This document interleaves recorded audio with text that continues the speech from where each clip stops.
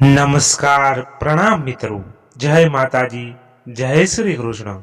મિત્રો, આજની વાત છેલ્લે સુધી સાંભળવા નમ્ર વિનંતી છે. ખાસ કરીને કોમેન્ટ બોક્સમાં તો રાધે રાધે તો લખવું જ પડશે. તો ચાલો શરૂ કરીએ આજની વાત.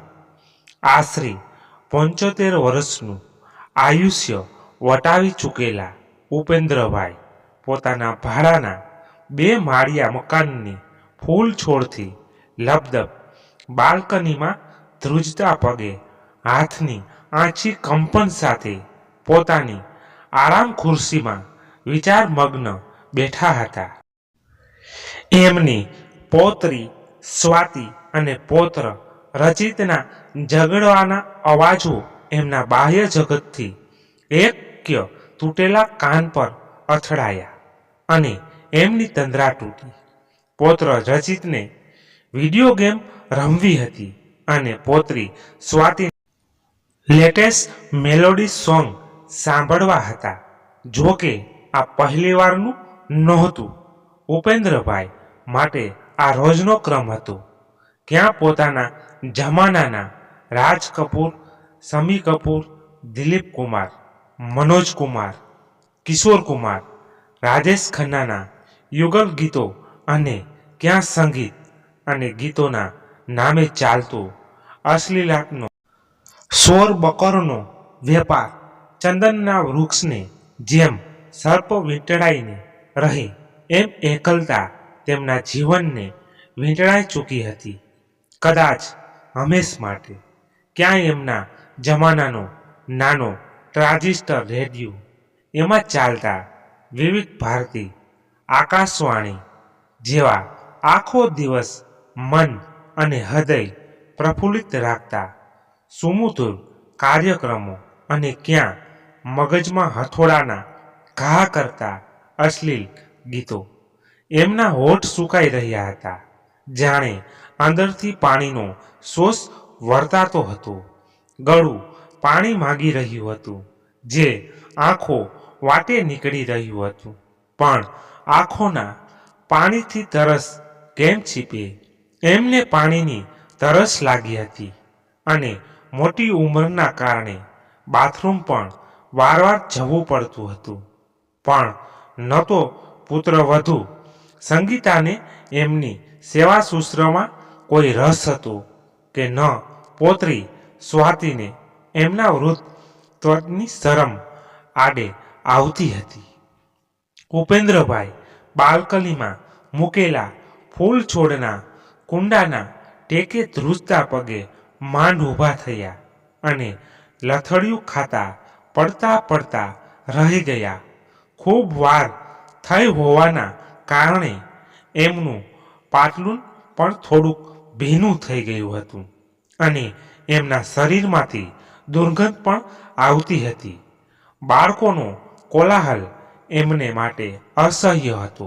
પણ પુત્રવધુ સંગીતાની બીકે કંઈ બોલી નહોતા શકતા અને વળી દીકરો સાગર પણ ક્યાં એમને કામ સિવાય બોલાવતો હતો. કેટલાય દિવસો વીતી જતા એક છત નીચે રહેવા છતાં પિતા પુત્ર વચ્ચેનો સંવાદનો સેતુ તો જાણે ક્યારનોય તૂટી ગયો હતો. સાગર પિતાને બોલાવવા તો ઠીક મોઢું પણ નહોતો જોતો. ના, આજે જે પરિસ્થિતિ છે એવી પહેલા નહોતી જ. એક જમાનો હતો ઉપેન્દ્રભાઈનો. ઉપેન્દ્રભાઈ એટલે એક ખૂબ જ સનિષ્ઠ, પ્રમાણિક, કર્તવ્ય પર્યાવરણ અને જાજરમાન વ્યક્તિત્વના માલિક.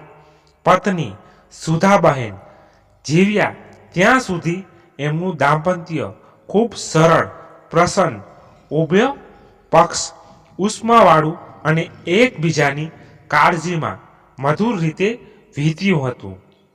ઉપેન્દ્રભાઈ અને સુધાબહેનના પ્રસન્ન દાંપત્ય જીવનની પલ શ્રુતિ હતા. 3 પુત્રો અને 2 પુત્રીઓ. અત્યંત ધનાઢ્ય તો ન કહી શકાય, પરંતુ ખાતે પીતે સુખી સંતુષ્ટ પરિવાર હતો.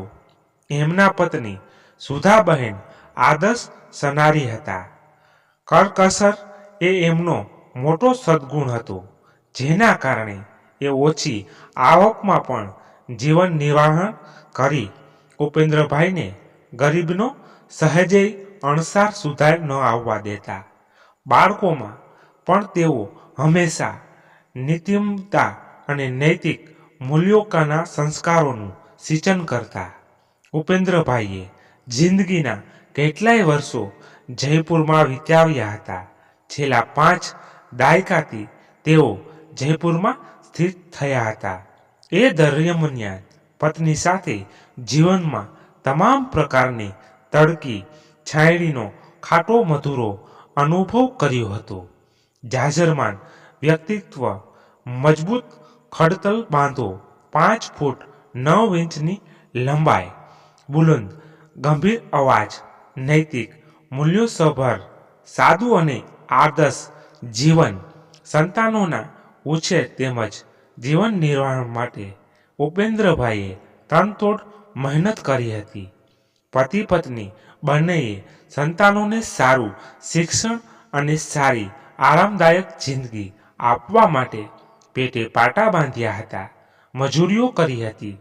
સવારે 4 વાગ્યે જાગીને બંને નાસ્તો તૈયાર કરતા અને 5:30 વાગ્યાના મળસ્કે તો ઉપેન્દ્રભાઈ સમોસા ભજીયા દુકાનોમાં પહોંચાડવા હાથ લારી લઈ નીકળી પડતા. ફાજલ સમયમાં આખો દિવસ રિક્ષા પણ ચલાવતા. જયપુર પિંક સિટી એટલે વિદેશી પર્યટકોની આવક જાવક વધુ. ઉપેન્દ્રભાઈ હંમેશા નીતિમતાવાળું જીવન જીવતા, એટલે પર્યટકોને સારી સારી જગ્યાએ ફેરવતા. ક્યારેય કોઈને લૂંટવાની ગણતરી નહીં. એકવાર જયપુરમાં વિનોદ ખન્નાની કોઈ ફિલ્મનું શૂટિંગ શરૂ હતું. ઉપેન્દ્રભાઈ રિક્ષામાં કોઈ આર્ટિસ્ટના સહાયકને સ્ટુડિયો મૂકવા ગયા, ત્યારે તેઓ પણ અંદર ઊભા રહી શૂટિંગ જોવામાં મગ્ન હતા. અચાનક ડાયરેક્ટરની નજર એમના પર પડી એટલે પાસે બોલાવ્યા. મજબૂત બાંધો અને અવાજની બુલંદી એના મનમાં વસી ગઈ. એણે ઉપેન્દ્રભાઈને વિનોદ ખન્નાના ડુપ્લિકેટનો રોલ આપી એમની પાસે એક્ટિંગ પણ કરાવેલ. ત્યારબાદ તો તેમને ફિલ્મોમાં કામ કરવા માટે કેટલાય પ્રસ્તાવો આવવા લાગ્યા. મુંબઈ ઓડિશન માટે હાજર રહેવાનું કહેવામાં આવ્યું, પરંતુ પત્ની સુધા અને નાના બાળકો પ્રત્યેની જવાબદારીઓએ તેમની આકાંક્ષાની પાંખો કાપી દીધેલ હતી. એટલે તેમણે રિક્ષા ચલાવી ગુજરાન ચલાવવાનું સહર્ષ સ્વીકારી લીધેલું હતું. સમયની પાંખે વર્ષો વીતતા ગયા. છોકરાઓ મોટા થયા, પણ આપણા સમાજમાં રિક્ષાવાળાની કોઈ આબરૂ હોતી નથી. એટલે છોકરાઓના સારા ઘરોમાં માગાઓમાં પોતાનો વ્યવસાય નડ્યો. એટલે એમણે રિક્ષા પણ વેચી નાખી અને ઘર આંગણે જ કરિયાણાની નાની દુકાન ખોલી નાખી હતી. પુત્રો પણ મોટા થતા કમાતા થયા અને ફરી એકવાર પરિવારમાં સમૃદ્ધિ આવી. થોડા અરસા પછી પત્ની સુધા પણ તેમને આ સંસારમાં એકલો મૂકી જતા રહ્યા. તેમની અર્ધાંગિનીની અડધું અંગ મૃત્યુ પામી, પણ પોતે વિધુર તરીકે પૂરેપૂરા જીવંતા ગુમાવી બેઠા હતા. જીવવા માટે એમને કોઈ પ્રેરણાબળ રહ્યું નહોતું. એમની 3 વહુઓમાં પણ એકબીજા સાથે બોલવાના વ્યવહારો નહોતા. કુટુંબમાં એકલતાની કમી તેમને હંમેશા ખટકતી, પણ વિધુર સસરો શું બોલી શકે? હંમેશા પત્નીના સુખનળનો હાર ચડાવેલ ફોટાના જોઈ ચોધાર આંસુએ રડી પડતા. ઉપેન્દ્રભાઈ હવે વચલા પુત્ર સાથે રહેતા હતા, પણ તેમને પુત્રવધુ સંગીતાની ખૂબ બીક લાગતી. સંગીતા સસરાને વાત વાતમાં મહેણા મારતી, એમને અપમાનિત કરી ખરી ખોટી સંભળાવવાની એકેય તક નહોતી ચૂકતી. પોતરી પણ અદલ માં જેવી. ઉપેન્દ્રભાઈનો એકનો એક સહારો હોય તો એ હતો પૌત્ર રચિત. રચિતને દાદાની સંભાળ લેવી ગમતી. રચિત દાદાની આંગળી પકડી એમને ચલાવવા લઈ જતો, સમયસર દવા આપતો, સેવા કરતો. રચિતમાં ઉપેન્દ્રભાઈ પોતાનું બાળપણ માણતા. શું કહું મમ્મી, આ ડોસો અમારા જ કરમમાં ફૂટ્યો છે. મારી દેરાણી કે જેઠાણી કોઈ એના નખરા સહે એમ નથી. આ ડોસાનું મકાન અને થોડી ઘણી મિલકત એના નામે છે, એટલે જ તો એને રાખવો પડે છે. નહીં તો ક્યારની ધક્કા મારી કાઢી મૂકું ને. કાં એમને સમજાવીને આને ક્યાંક વૃદ્ધાશ્રમમાં મૂકી આવીએ એટલે નડતો મટે. સંગીતાના આવા કટુ વાક્યો તો એની મા સાથે ફોન પર વાત કરતી વખતે એ કેટલી વાર સાંભળતા. પણ પોતાનો દીકરો હવે પોતાનો નહોતો, વહુનો હતો એટલે સાગરની બીકે ચૂપ રહેતા અને રાત્રે કંપતા હાથે અને ધ્રુજાડીવાળા પગે પોતાના બેડરૂમમાં પથારીમાં સૂતા સૂતા પત્ની સુધાની સૌમ્ય છબીને ક્યાંય સુધી એકટીસે જોતા રહેતા અને જાણે એમની સાથે સંવાદ કરતા જોવે છે ને. સુધા, આ આપણા સંતાનો હવે આપણા નથી રહ્યા. હું હંમેશા તને પૈસા બચાવવાનું કહેતો ને, તું કહેતી કે પ્રકાશના પપ્પા તમે નાહકની ચિંતા કરી રહ્યા છો.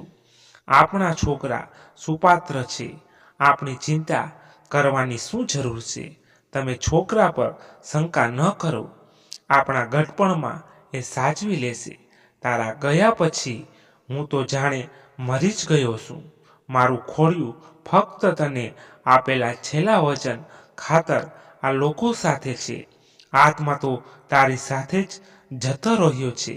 તને મારી વ્યથા નથી દેખાતી સુધા, કે મારા વિના ત્યાં ફાવી ગયું છે? પહેલાં તો મને નજરથી દૂર જવા ન દેતી. જો જુવાનીમાં થોડા જ વર્ષ મને મુંબઈ જઈ ફિલ્મોમાં કામ કરવા દીધો હોત તો મારી આવી હાલત ના હોત. આજે મારા ઘરમાં હું જ પરાયો થઈ ગયો છું. સુધા, મારું ઘર મારું નથી રહ્યું, મારા સંતાનો મારા નથી રહ્યા. તું મારી પાસે નથી રહી, મને તારી પાસે બોલાવી લે ને. આ એકાંતનો સન્નાટો નથી જીરવાતો હવે. અને એક ઊંડો નિસાસો નાખી આંખો મીચી લેતા. આંખમાંથી નીકળતા આંસુઓ ક્યારેય તકીઓ ભીંજવી દેતા. એનો મુખ સાક્ષી તો હતો, ફક્ત એ તકીઓ અને એમની પત્નીનો એ મૌન ફોટો, જે પતિની વ્યથા જોઈને કદાચ વ્યથિત થઈ તડફી ઉઠતો હશે, પણ લાચાર પણ હતો. ક્યારેક ઉપેન્દ્રભાઈના સમવયસ્કો ઘરે એમને મળવા આવતા. કોઈ મંદિરમાં ધૂન કે કીર્તન માટે કે પાર્કમાં વોકિંગ માટે એમને તેડવા આવતા. ત્યારે સંગીતા ચા બનાવવા અંદર જાય એટલી વારમાં બીતા બીતા આજુબાજુ ચોમેર જોઈ કોઈ નથી સાંભળતું એની ખાતરી કરી પછી માંડ થોડી વેદના ઠાલવતા, આપ વીતી સંભળાવતા. અને કોઈના આવવાની આહટ થતી તો હાથ જોડી મિત્રોને વિનંતી કરતા, આ વાત અંગે કોઈને કહેતા નહીં, એટલી મહેરબાની કરજો. મારા સાગર કે સંગીતાને ખબર પડી તો મારી દુર્દશા કરી મને કાઢી મૂકશે. ઉપેન્દ્રભાઈના સૌથી મોટા દીકરા પ્રકાશને પિતા માટે થોડી ઘણી લાગણી હતી, પણ એણે પણ રિક્ષાના ધંધામાં ખોટ ખાધી હતી.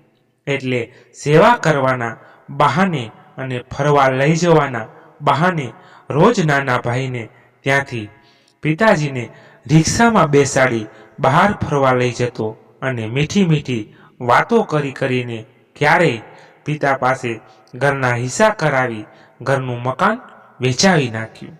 એ ખબર જ ન પડી. હવે તો સાગર અને સંગીતા બેય ઉપેન્દ્રભાઈને વધુ અપમાનિત કરવા લાગ્યા. સમયસર ખાવાનું ન આપે, જે બનાવ્યું હોય, જેવું બનાવ્યું હોય પરાણે ખાઈ લેવાનું. ઉપેન્દ્રભાઈનું જીવન નરકથી પણ વધુ બદતર બનવા માંડ્યું. એવામાં શિયાળાના દિવસો આવ્યા. જયપુરમાં કાતિલ ઠંડીએ માઝા મૂકી હતી. નાના મોટા આબાલક વૃદ્ધ સૌ કોઈ ઠંડીથી ઝઝૂમી રહ્યા હતા. એવામાં દૂરના ગુજરાત સ્થિત સંબંધીઓનું ઉપેન્દ્રભાઈને ત્યાં મળવા આવવાનું થયું. ઉપેન્દ્રભાઈના પિતરાએ ભાઈના પત્ની, પુત્રી, પુત્ર અને પુત્રવધુ આંગતુંગ લોકોને યોગ્ય સરભરા આપી સગીતા અંદર જતી રહી. ઉપેન્દ્રભાઈ મહેમાનો સાથે વાતો કરતા રહ્યા. એમના પિતરાઈની દીકરી માનસી આશરે 24 વર્ષીય, એકદમ સરળ અને સમજુ, એ ઉપેન્દ્રભાઈની પથારી પાસે જઈ બેઠી. એણે નોંધ્યું કે દાદા જાતે ઊભા પણ નહોતા થઈ શકતા.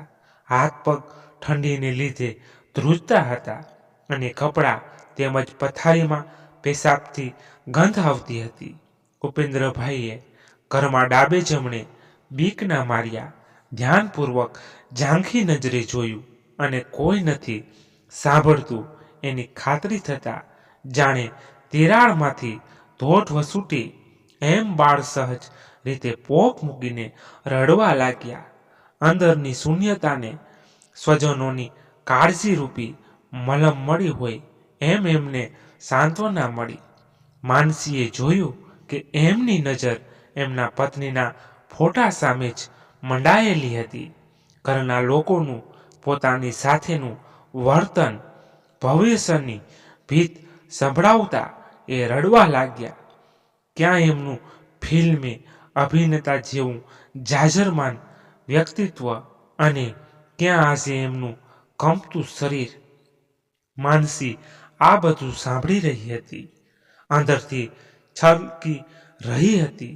દાદાની આવી દુર્દશાએ માનસીને અંદરથી હલાવી નાખી હતી. એ ખૂબ દ્રવિત થઈ ગઈ હતી. ક્યાંય સુધી એ અને એના મમ્મી દાદાને સાંભળતા રહ્યા. માનસી દાદાને સાંત્વના આપતી રહી, પણ ક્યારે એની આંખો પણ વરસવા લાગી હતી એ પોતે પણ નહોતી જાણતી. ઉપેન્દ્રભાઈ પોતાના ભવ્ય ભૂતકાળની વાતો કરવા લાગ્યા. બેટા માનસી, તને ખબર છે, તારા દાદા દાદી હતા ત્યારે હું કેટલી વાર ગુજરાત આવેલો અને તમારે ત્યાં જ ઉતરતો. તું તો સાવ નાની હતી બેટા.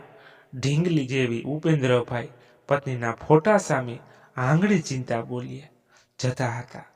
આ તારી દાદી હતી, ત્યાં સુધી મારો સધિયારો હતો, મારી હિંમત હતી. આ તારી દાદી, એના ગયા પછી જીવવાનું મન નથી થતું. બેટા, મેં મારી જિંદગીના કેટલાય વર્ષો ગુજરાતમાં વિતાવ્યા છે. મનમાં એક છેલ્લી ઈચ્છા છે ગુજરાત આવવાની. એકવાર જ્યાં મારું બાળપણ વીત્યું છે એ જૂનાગઢ જોવાની. તને ખબર છે બેટા, તારી દાદી સાથે લગ્ન બાદ અમે લગ્ન જીવનની શરૂઆત ત્યાં કરેલી. લગ્ન પછી પહેલી વાર એને ભાવનગર લઈ ગયેલો. ત્યાં મારા કેટલાય મીઠા સંભારણા છે, કેટલી યાદો તાજી કરવી છે હું દુનિયા છોડું એ પહેલા. બેટા, હું રોજ ઈશ્વરને રોજ પ્રાર્થના કરું છું કે હું મરી જાઉં એ પહેલા એકવાર ગુજરાત જરૂર બતાવજે. આટલું બોલતા તો ઉપેન્દ્રભાઈ ધ્રુસકે ને ધ્રુસકે રડી પડ્યા. એમની આવી કારમી વેદના જોઈ માનસીની આંખો પણ છલકવા લાગી હતી. એણે દાદાની આંખના આંસુ પોતાની ઓઢણીથી લૂછ્યા અને કહ્યું, દાદા, તમે ચિંતા ન કરો. અત્યારે તમારી ઉઠવા જેવી હાલત નથી. થોડા ચાલવા જેવા થાવ. થોડી ઠંડી ઓછી થાય પછી તમારી આ દીકરી ખુદ તેમને તેડવા આવશે. તમને મારું ગુજરાત ફેરવીશ. આપણા બધા સગાઓને મળાવીશ. હું વચન આપું છું. દાદા. સંગીતા ભાભીને રસોડામાંથી બહાર નીકળતા જોઈ માનસીએ ઓઢણીના છેડાથી આંખો લૂછી અને નોર્મલ થવા પ્રયત્ન કર્યો. માનસીને સાગરભાઈ અને સંગીતા ભાભીના કર્કશ સ્વભાવની હવે ખબર પડી એટલે આગળ કાંઈ બોલી નહીં. થોડાક દિવસ વીત્યા. માનસી હવે ગુજરાત પરત ફરી ચૂકી હતી. દર 2-3 દિવસે ઉપેન્દ્રભાઈ માનસી સાથે ફોનમાં વાતો કરી હૈયું ઠાલવતા. માનસીએ દાદાના અચેતન તનમાં જાણે આશાનો નવો સંચાર કર્યો હતો. બેટા માનસી, તારી સાથે કોણ જાણે મારો કેવો જીવ મળી ગયો છે. હું તો જીવન જીવવાની આશા જ ગુમાવી ચૂક્યો હતો. જાણે મરવાના વાંકે જીવતો હતો. પણ બેટા, તે મને નવું જીવનદાન આપ્યું છે. તારા આપેલા વચનને મને ફરી સ્વસ્થ થવાની પ્રેરણા આપી છે. બેટા, હવે હું જાતે ઊભો થઈ બાથરૂમ જાઉં છું. હું તને ચિંતા નહીં કરાવું. નાસુર બનેલા દાદાની વેદનાના ઘા પર કોઈ પ્રેમાળ હાથ વડે મલમ ચોપડી રહ્યું હતું. એમના વર્ષોથી તપ મનને થોડીક શાંતા વળી હતી. દાદા બોલ્યા, બેટા માનસી, ખબર નથી તારી સાથે મારે શું ઋણાનું બંધન છે, પણ એમ ના માન કે તે સુકાયેલા જર્જિત વૃક્ષમાં લાગણીના જળથી સિંચન કરી મારા હૃદયમાં નવી કૂંપણો અંકુરિત કરી છે. એક મરતી વ્યક્તિમાં આશા જગાવી છે. મારી કોરી સૂની આંખોમાં તે સપનાના રંગ પૂર્યા છે. બેટા, તું મારા માટે ફરિશ્તો બનીને આવી છો. તારી દાદી હતી ત્યારે હું જીવિત હતો. અત્યારે ફક્ત મારા શ્વાસ ચાલે છે. જિંદગી તો ક્યારેય રેતની જેમ સરી ગઈ, ખબર પણ ન પડી. તારો અવાજ સાંભળવા હું તરસતો હોઉં છું. એકલો હોઉં ને ઉદાસ હોઉં ત્યારે તને યાદ કરી લઉં કે મેં તને વચન આપ્યું છે કે કોઈ પણ સંજોગોમાં રડીશ નહીં. બેટા, દીકરાઓ કરતાં તો ભગવાન તારા જેવી દીકરી સૌને આપે. ભગવાન તને ખૂબ સુખ આપે. બેટા, હું તારો ઋણી છું. તારી રાહ જોઉં છું. તું તેડવા આવીશ ને બેટા? રોજ વાતો કરતા કરતા દાદા માટે માનસી જાણે જીવવા માટેનું વણગણ બની ગઈ. ઘરે કોઈ ન હોય ત્યારે ચોરી છુપી રીતે માનસી સાથે વાતો કરતા. એમની વેદનાને વહેવા માટે એક નહેર મળી હતી. એમના આંસુઓને એક ખૂણો મળ્યો હતો. માનસી દાદાની સંવેદનાને સારી રીતે સમજતી હતી. એટલે પોતાના વ્યવસાય જીવનમાંથી પણ હંમેશા સમય કાઢી દાદાને ફોન અટેન્ડ કરતી અને એક દુઃખી તત્વ હૃદયને શાંતા આપવા પ્રયત્નો કરતી. દાદા પણ હવે થોડું થોડું જાતે ચાલવા માંડ્યા હતા. ગુજરાત જવાની એમની અંતિમ ઈચ્છાએ એમને પ્રેમ બળ આપ્યું હતું અને એમાં ઈંધણ પૂર્યું હતું. માનસીના પ્રેમાળ વચને દાદા દવા પણ જાતે યાદ કરીને લેવા માંડ્યા. પોતાનું નાનું મોટું કામ પણ રચિતને ચીંધવાને બદલે પોતે કરતા. ધ્રુજતા પગે બાથરૂમ સુધી જાતે જવા લાગ્યા હતા. એ અંદરથી ખુશ રહેવા લાગ્યા હતા. પહેલા વાત વાતમાં રડતા, હવે આંખ ભીની નોથા થવા દેતા. માનસીના પ્રેમાળ શબ્દોએ સજીવનનું કામ કર્યું હતું. આશરે 4 મહિના વીત્યા. ઠંડી જતી રહી એટલે ઉપેન્દ્રભાઈએ એક દિવસ સાગરને સારા મૂડમાં જોઈ પોતાને ગુજરાત લઈ જવાની વાત ઉખેડી. સાગર કાંઈ બોલે એ પહેલાં જ સંગીતાએ છણકો કર્યો, તમે નવરા છો પપ્પા? તમને કોઈ કામ નથી બીજાને હેરાન કર્યા સિવાય? પણ અમે નવરા નથી ને હમણાં તો તમારા દીકરાનો ધંધો પણ મંદીમાં છે. એટલા પૈસા નથી કે તમારા શોખ પાછળ ઉડાવીએ. મને ખબર છે પેલી તમારી સગી તમને નોતરું આપી ગઈ છે. એટલું લાગી આવે છે તો આવીને લઈ જાય તમને. બોલતી સાડી કમરમાં ખોસી મોં મચકોડતી રસોડામાં જતી રહી. ઉપેન્દ્રભાઈ ભીની પાંપણે બધું સાંભળી રહ્યા અને ઉપર આકાશમાં જોઈ એક નિશાસો નાખ્યો.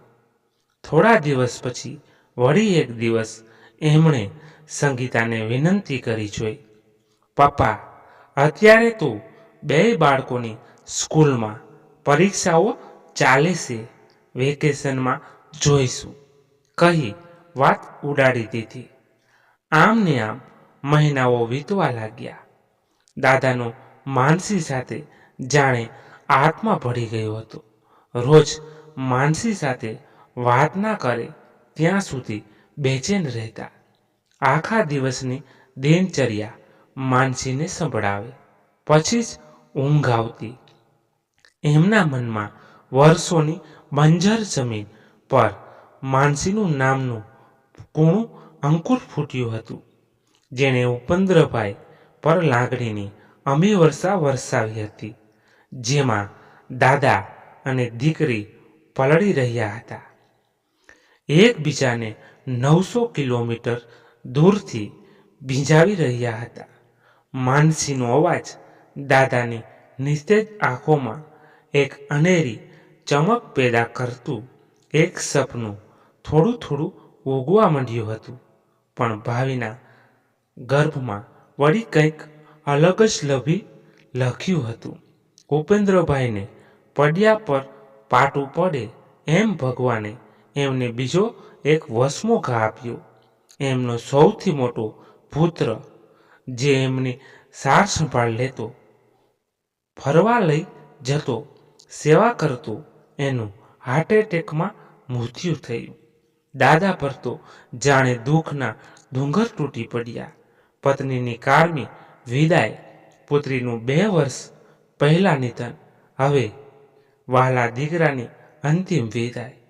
પોતાની જિંદગીની લાચારીમાં ઓગળ્યા નહોતા ત્યાં કુદરતે નિષ્ઠુરતા બતાવી. પત્નીના સુખડના હારવાળા ફોટાની બાજુમાં જુવાન જોત દીકરા પ્રકાશનો હાર ચડાવેલો ફોટો ટીંગાતો જઈ એમના હૃદયમાં વ્રજઘાત થયો. પ્રકાશનો સૂરજ અકાળે જ અસ્ત પામતા હવે ઉપેન્દ્રભાઈ સાવ પડી ભાંગ્યા હતા. એમની આંખોનો દરિયો સુકાતો નહોતો. બહારથી વરસી રહ્યા હતા, અંદરથી ખાલી થઈ રહ્યા હતા. છીણ થયેલું જીર્ણ શરીર, કંપન થતા હાથ, સપના વિહોણી આંખો, અશક્તિ વહુ દીકરાની કટુ ભાષા. આ અકથ્ય અને અસહ્ય વેદનામાં રોજ પથારીમાં પડ્યા ભગવાનને પ્રાર્થના કરતા, હે ભગવાન, આના કરતાં તો મને મોત આપી દે. મારા બધા સ્વજનને બોલાવ્યા છે, મને તેડું મોકલ, હવે નથી સહેવાતું.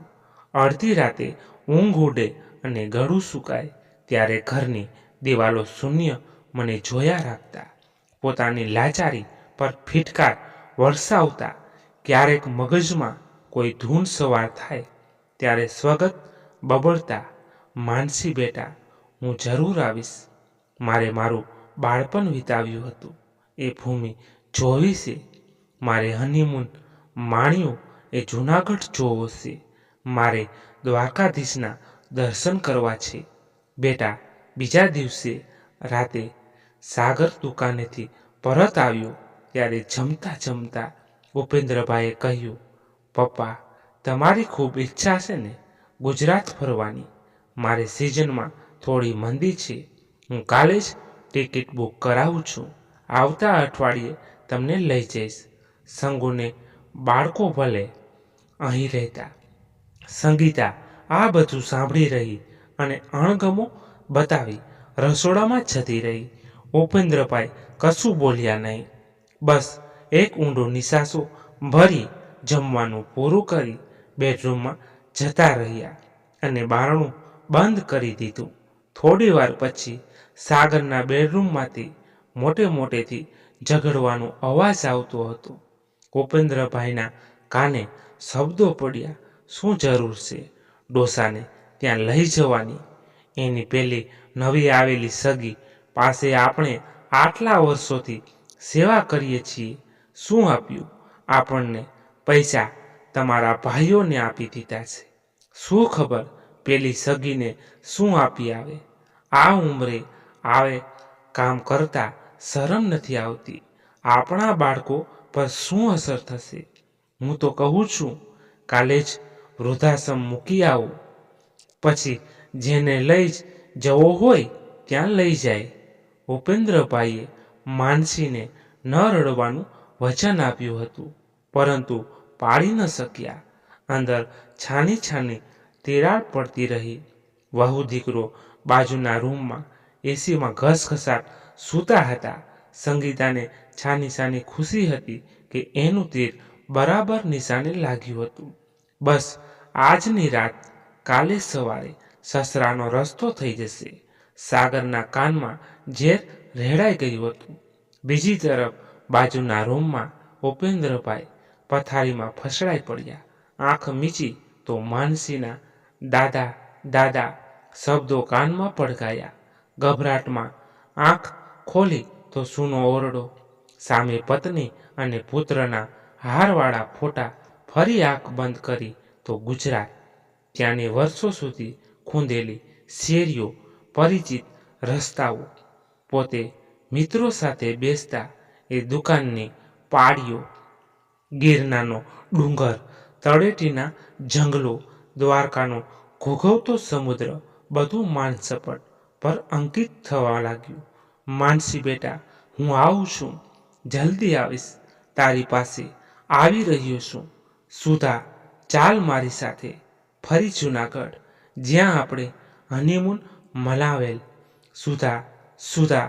વાતાવરણમાં એક ઊંડો નિરાશામાં તરબોળ શ્વાસ લેવાયો, અને ત્યારબાદ રહી રીત દિવાલો વચ્ચે ભેકાર શાંતિ. સવારે સૌથી વહેલા જાગવાવાળા પપ્પાનો દરવાજો હજુ અકબંધ હતો. થોડી નવાઈ સાથે સાગરે પત્નીને ચા નાસ્તો ટેબલ પર ગોઠવવાનો ઈશારો કરી બાપુજીને જગાડવાનો દરવાજો ખોલ્યો. પથારી પાસે જઈ જોયું તો બાપુજીની આંખમાં થોડાક આંસુ સુકાઈ ગયેલા હતા, ને 2-3 આંસુ સજોનના હાથનો છેલ્લા સ્પર્શનો મોક્ષ પામ્યા વિના બિંદુ સ્વરૂપે બાંધેલા હતા. સાગર બહાર આવી ટેબલ પર ફસડાઈને પડ્યો અને એટલું માન બોલ્યો, સંગુ, પપ્પા જતા રહ્યા. મિત્રો, આજની વાત અહીંયા જ પૂર્ણ કરું છું. આશા રાખું છું તમને પસંદ આવી હશે. કોમેન્ટ બોક્સમાં તમારો અભિપ્રાય જરૂરથી જણાવજો. કેવી લાગી વાત, અને પસંદ આવી હોય તો લાઈક કરી દેજો અને તમારા મિત્રોને શેર કરી દેજો. અન્યથા ચેનલ પર નવા છો તો ચેનલને સબસ્ક્રાઈબ કરી લેજો, જેથી કરીને તમે રોજ એક નવી વાત સાંભળી શકો. ધન્યવાદ. ફરી મળીએ એક નવી વાત સાથે. ત્યાં સુધી બધા મસ્ત રહો, તંદુરસ્ત રહો. જય માતાજી, જય દ્વારકાધીશ. હર હર મહાદેવ, મહાદેવ, મહાદેવ. જય શ્રી રામ, જય બજરંગ બલી.